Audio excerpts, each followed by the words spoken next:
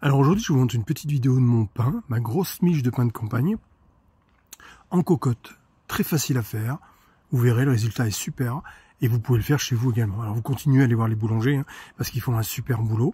D'ailleurs, je vais vous parler d'un petit boulanger que j'ai découvert sur YouTube, sur le site, la chaîne YouTube de la pâtisserie, la boulangerie pas à pas.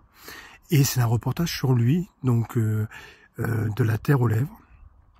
Ça, son entreprise s'appelle, sa petite boulangerie, une micro-boulangerie, et il vend sur les marchés, et je vous mets sa petite publicité juste après, et je vous conseille, si vous habitez dans cette région-là, d'aller prendre son pain, parce que c'est un passionné. J'ai échangé très peu avec lui, mais j'aime beaucoup le personnage, j'aime beaucoup ce qu'il fait, donc je vous encourage à y aller et à liker et à vous abonner à ses pages en tout cas. Voilà, donc je vous mets ça juste après le petit discours, continuez à aller voir les boulangers quand même, mais sinon faites-vous plaisir et faites votre pain aussi, et vous verrez, c'est très simple à faire. Allez, à plus. Alors, on va faire notre petit pain, notre grosse miche de pain de campagne en cocotte. Donc on peut faire avec de la farine normale. Là je mets moitié seigle, moitié farine normale.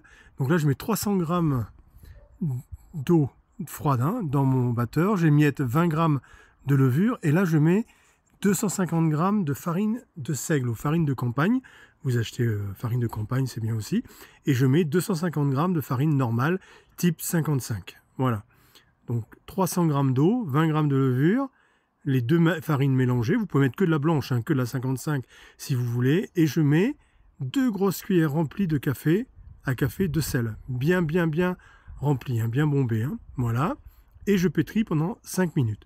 Là, je le fais au TM7, mais bien sûr, on peut le faire au batteur. Donc là, on est bon. Ensuite, on débarrasse notre pâte. Donc très simple à faire, je vous encourage à le faire. Vous verrez, le pain, c'est long parce qu'il faut attendre que ça pousse en 2 fois. Mais sinon, le faire, c'est très facile. Si vous faites ça le dimanche matin, vous l'avez ou le samedi soir, vous l'avez pour le dimanche matin, le petit déjeuner. Ou vous pouvez couper la miche en 2 quand elle est cuite. Et vous le mettez la moitié au congèle. Vous avez toujours du pain prêt à dispo. Ça n'empêche pas qu'il faut aller chez les bons boulangers et pas le faire tout le temps non plus. Donc je boule bien ma boule. Vous avez vu mon pain. Je le boule bien et je vais le laisser pousser 2 heures. Je le mets déjà dans ma cocotte, je farine ma cocotte, je ferme et je laisse pousser 2 heures. Tout simplement. Au bout de 2 heures, hop, vous voyez, elle a bien gonflé, elle a même une petite bosse de bulles d'air. Je la reprends. Vous voyez, elle a bien doublé de volume, voire 2 fois et demi. Et on va la raplatir, on va ramener les bords, on va redégazer un peu tout ça. Et on va refaire une belle boule. Et cette fois-ci, on va mettre notre papier de cuisson dans la cocotte, un peu de farine, et on va le laisser repousser 2 heures encore. Donc là, je fais ma belle boule, vous voyez, nickel. Tout simplement, facile à faire, rien de compliqué. Voilà. Un peu de farine, je récupère la farine qui est sur la table. Voilà, là, je mets mon papier de cuisson. Vous voyez. Je mets de la farine au fond, et je mets ma boule dessus. Je ramène les bords de papier de cuisson à l'intérieur. Voilà. Vous voyez, hop, pour pas qu'il dépasse trop. Et je vais refermer le couvercle et je vais laisser repousser. Alors l'air ambiant, on ne le met pas au frigo, on le laisse dehors. Et là, je vais remettre mon couvercle et je vais laisser repousser 2 heures. Donc on l'a laissé pousser 2 fois 2 heures. Je refarine un peu et je ferme et on se revient dans 2 heures.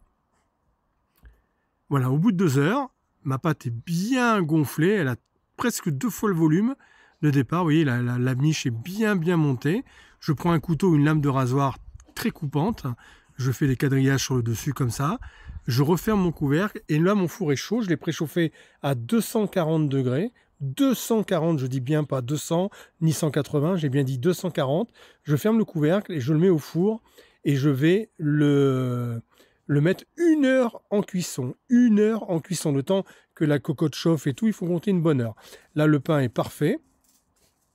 Il est nickel chrome et je vais le sortir tout à l'heure pour vous en couper une petite tranche. Regardez comme il est beau, il est magnifique. Vous voyez, il sonne creux pour voir s'il est cuit. Vous tapez au dos du pain et il est cuit. Donc là, on va le couper pour vous montrer l'intérieur, la belle mie un peu pain de campagne, un peu sombre. Voilà, vous voyez, une belle croûte sur le côté, une belle mie à l'intérieur. Et voilà, notre pain de campagne, notre grosse miche de pain de campagne est prête.